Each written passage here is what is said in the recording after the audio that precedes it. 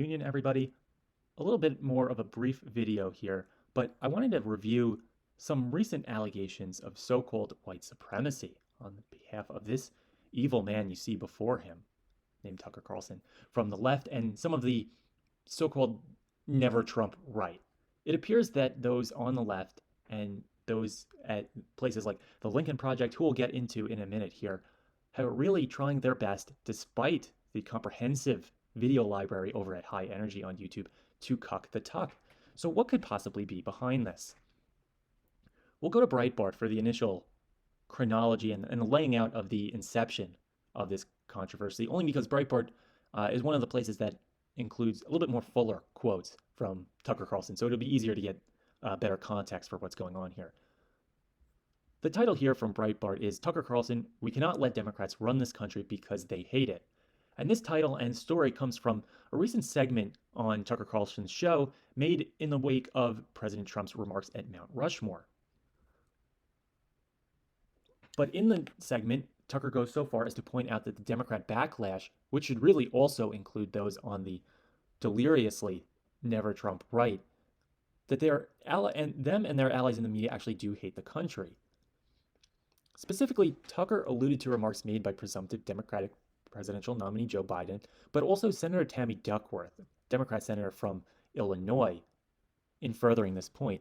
Tammy Duckworth has been public in describing the debates as far as taking down statues, even statues of as foundational figures as George Washington, as needing a national dialogue. And we know from enough dealings with those on the left that whenever you hear the word dialogue or discussion, a national conversation, that our ears really should prick up because there's probably some nonsense on its way. Many times when we hear a dialogue or a discussion, it really is just one side screaming baseless points at the other side who really don't get to actually contribute to this so-called conversation. So it really is one person screaming at the wall. However, ultimately, part of what got Tucker in trouble as far as the left is concerned is his ultimate question in the segment is that could the left, and namely the members of the left that he cited in America, lead a country that they hate? Here's a little bit of a fuller quote from Tucker's segment. Quote, "So what to make of all of this? It's long been considered out of bounds to question a person's patriotism. It's a very strong charge, and we try not to ever make it. But in the face of all of this, the conclusion can't be avoided. These people actually hate America. There's no longer a question about that. And yet, paradoxically, at the same time, they desperately want to control America more than anything. And that leads to the most basic of all questions. Can you really lead a country that you hate? Ask yourself, what kind of parent would you be if you hated your children?" End quote. So Tucker speaking very forcefully, very purposefully here. And we'll see in a second how this kind of harkens back to a consistent tone and tenor from Tucker, especially on his show in the last couple of years in particular, and how he treats certain issues, not only in politics, but in the culture, as not only a matter of disagreement or a matter of difference of opinion on policy questions, but really a matter of supporting or detesting certain foundational elements of this country.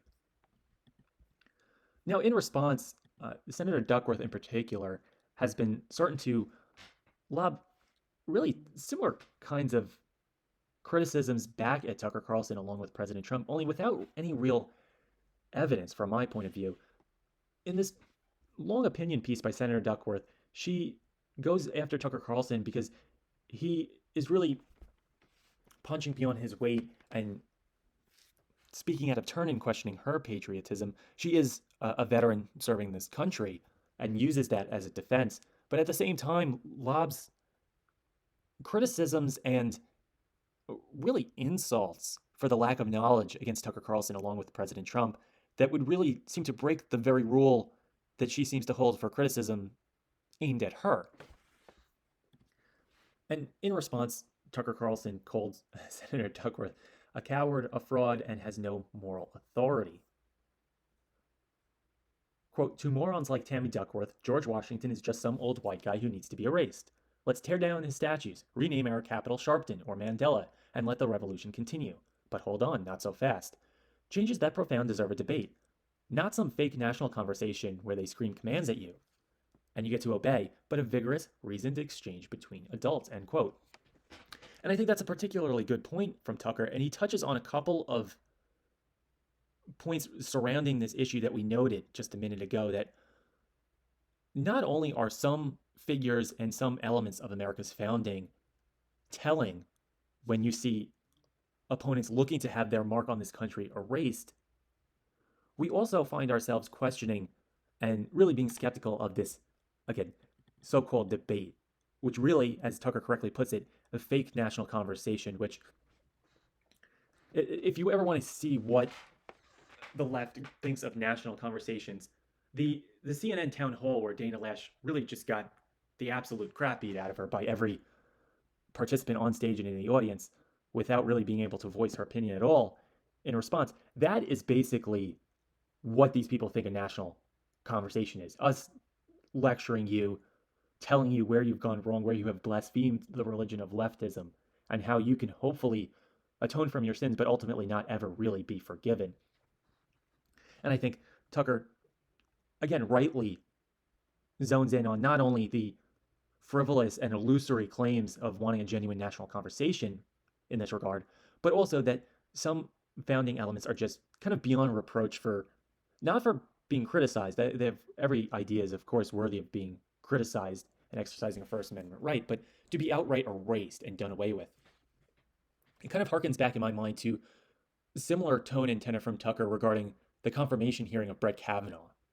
And there you heard Tucker speak in a similar fashion with a lot of the same force and vigor, but they're framed around the issues of due process, insofar as it's concerned in a court of law, of course, but also in the way we view public officials, in the way we view each other for claims made against them, and claims that really lack any initial factual background. You can also look at the Covington Catholic kids story and ongoing effort by Tucker and those in the media to do everything they can to correct the initial incorrect narrative and fight back not only against unfair character attacks specifically, but more generally at the complete disregard for, again, things like due process and foundational principles of this country like innocent proven guilty. So I think that his derision of those against him on the issues of things like due process, like here, the depiction and honoring of foundational elements of the country, the people opposing him really do have ulterior motives, and I think he is correct about that. But here's one final issue surrounding Tucker Carlson, and he has really found himself in a bit of hot water because Tucker Carlson has uttered a white supremacist slogan. Specifically, we go to The Independent, which is, of course, a hallmark of down-the-line objective journalism. On one of those recent segments that Tucker criticized not only Senator Tammy Duckworth, but also Representative Ilhan Omar from Minnesota, the chyron on the bottom of the screen read, quote, "We have to fight to preserve our nation and heritage," end quote.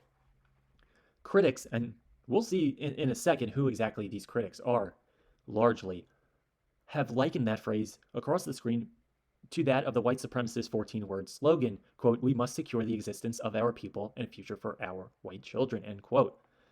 However, we see that certain elements of the 14-word slogan are, of course, nowhere to be found in the chyron on the screen. While the 14-word slogan speaks only of the tribalism of, quote, "our people," and specifically the children, white children, in securing their future of a peaceful existence in a white nation, and I should say not a white majority nation, really more specifically a nation to the detriment of non-whites. But those kind of sentiments obviously don't find themselves anywhere in this chyron. Number one, this chyron is, of course, not only attributed to Tucker Carlson. There are multiple people who either edit or write out the chyron. It goes through, I'm sure, some kind of editorial process. So to tag Tucker alone with this right away is unfair, in my opinion. But it doesn't speak to anything regarding race and the tribalism nature of one specific race or type of person. Instead, it goes to our nation heritage. And I think that, again, harkens back to foundational elements such as due process, the rule of law, ensuring the protection of those by way, a lot of times, of those in law enforcement, to peacefully be able to run a business, to live in the peace and safety of their own home and raise a family, free of any looting, rioting, and to not have the lack of protection against those looking to do them harm. But specifically, one detractor an opponent of Tucker Carlson and really President Trump in general that I think will be coming into the public spotlight more and more as we head to Election Day is the Lincoln Project. And first, we'll get a description from The Independent regarding this group, and then we'll go into their background a little bit and get a real flavor for who these people are and what their real MO is. Quote, the Lincoln Project, an anti-Trump super PAC formed by Republicans, shared the image of the Chiron and included the caption, the quote, just put on a white hood and save us the energy, end quote. So that really is, I mean, that's a Vox interpretation, a Salon.com interpretation of Tucker Carlson's segment of his quotes and the Chiron on the bottom of the screen. So who, in fact, is the Lincoln Project?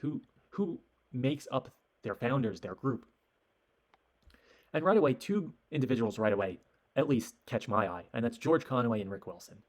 George Conway has really turned himself into a part of the Twitterati on Twitter.com, and kind of the blue checkmark brigade. Again, some of his criticism goes so far beyond someone who's grown distasteful and dissatisfied with President Trump's particular brand of leadership, and really goes into full leftist outrage regarding really anything that President Trump and his administration does. Just take a quick look at his Twitter timeline and you'll see. The other member who I think really sums up the attitude behind this group, there are a few other members to the group. I know that token Republican from Pod Save America has contributed here before, but the token member that really tells you all you need to know about the Lincoln Project is Rick Wilson. And Rick Wilson, we know most precisely from his segment on CNN earlier this year, speaking about Senator Pompeo and Secretary Pompeo, and his critique of others in the actions regarding the Ukraine. And this is what Rick Wilson had to say, and I think it's indicative not only his view of President Trump and his administration and how they go about geopolitics, but it's really a characterization of them in general and really their supporters as well. Is that what this is? Of course. Of course. He's just trying to demean her, and obviously it's false. And look, he also knows deep in his heart that Donald Trump couldn't find Ukraine on a map if you had the letter U and a picture of an actual physical crane next to it. He knows that this is, an administration defined by ignorance of the world. And so that's partly him playing to their base and playing to their audience, the credulous boomer Rube demo that backs Donald Trump. That wants to think that Donald Trump's a smart one, and y'all elitists are. And you see here Don Lemon is doing the fake crying and I can't even hold my head up. I'm doubled over in laughter. To the extent that anyone really takes Rick Wilson as a Republican seriously and is not that involved in politics, you can see how someone still thinks that those on the right really have no penchant for comedy or really a funny bone in their body, to the extent that anyone really would take Rick Wilson seriously as a so-called Republican. But here's the more precise statement from Rick Wilson insofar as how he views President Trump's supporters, I think. You elitists with your geography and your maps and your spelling, even though my math and your reading. Yeah, you're reading, your And there you see that people who dislike the elites, and I think that can be fairly categorized to at least the way it's played in mainstream media, as those in middle America, those middle class or below, looking for someone in elected office to take care of their needs and look after them, that their distaste for elites are actually because of lack of intelligence. It's because they simply can't understand issues of politics and really would be the same type of people who can't find certain places on the map. And I think that kind of disingenuous smarminess and how people like Rick Wilson view President Trump's administration, but really President Trump's supporters, is indicative of the Lincoln Project's worldview, is that President Trump supporters are not real right-wingers. They're not real Republicans. They're almost too stupid to understand that they've been had. And I think that's going to be a lot of the tone coming from that group and Rick Wilson, of course, in particular, going forward. So we'll keep an eye on the Lincoln Project. I feel like they will rear their ugly head again and often in the final months leading up to Election Day 2020. But in the meantime, leave a comment, thumbs up this video if you liked it, subscribe for future videos, let me know what you think, and we'll see you next time on Fate of the Union.